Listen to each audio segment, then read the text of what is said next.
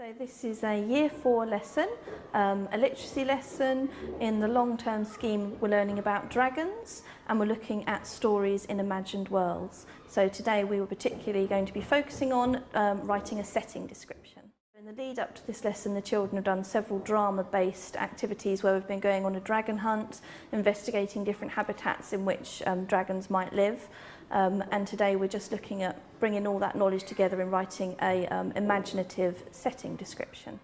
So we're trying to teach in a range of different interactive strategies. So at the start of the lesson we're going outside, we're going to make the actual habitat outside so the children can actually have the visual and the kinesthetic side of making it and putting it together, having ownership over that and having time with their talk partners to discuss ideas and to magpie each other's ideas. Then we come back into the classroom, do some shared writing together just to show the children how to link the ideas together so it hasn't turned into a list.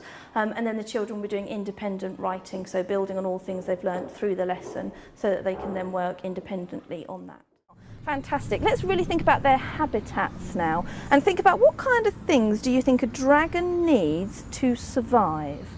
So if you were thinking about an environment, a habitat, let's link it to our science, a habitat that a dragon would need to survive, what would they need, Isaac? Like water. They'd need water, always helpful, isn't it? Fantastic. Lily? Food. Food, indeed. Thomas? They'd need oxygen. Oxygen, very helpful. Let's see, Jay? A house. Like A house? Table. I was going to say, yeah. Somewhere to live, maybe. I'm not sure I could see a dragon living in a little red brick house, could you? No. Possibly. Okay, so what we are going to do, we've got a sheet out in front of us. We don't normally sit like this, do we? We are going to create our own environment for our dragon. So at the moment, it's not looking too great, is it? Just kind of a plain sheet. Well, I'm going to let your imaginations go because I've got some cotton wool. Wow, yeah, imaginations go wild. Got some cups, don't know if they'll be useful. Oh, blue wool. Oh, some screwed up newspaper this time. Let's see, some bits of blue sugar paper. Let's see, what have we got in here? Oh, lots of leaves. Wonder what that could be. Some more blue bits of paper. Let's see. And, oh, some egg boxes. So, who thinks they could be nice and creative and create something for us on our environment first of all? Better, isn't it? Let's think of those really powerful wow words that are going to make us really feel like we're there. Isaac, what have you got? Unexplored. I love that. That's fantastic. That makes it feel quite menacing, doesn't it? Unexplored. Aaliyah. Mysterious. Mysterious. Jax. As green as an emerald. As green as an emerald. Another simile there. Very nice. Jemima. Memorizing. Mesmerising. Okay, fantastic. Right.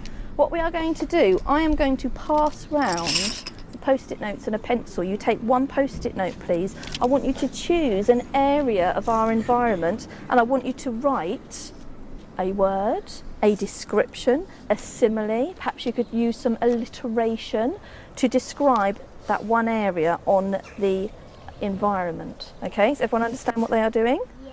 Now it's got to be really impressive vocabulary. So think about how you're going to up level. Take one, pass it on please.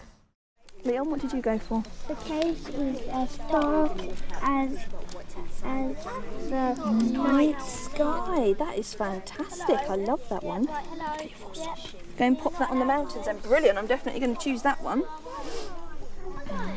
What have we got, Genevieve? The ridiculous moonlit bottom endless river. Oh, why is it ridiculous? What? Because it goes very loud all around. What word did you use first? That doesn't matter. What was the word? Yeah, or rampaging. Have you heard of that one? That might be a nice one. That means sort of taking strange journeys, running around crazily. That might be a good one. Brilliant. So we've got a couple for the sea over here, lots for the forest, some for the mountains and a couple for the rivers. Well done. Leon, can you remember what you wrote for yours? The case is as dark as the sky. Yeah, I think you forgot one word there, didn't you?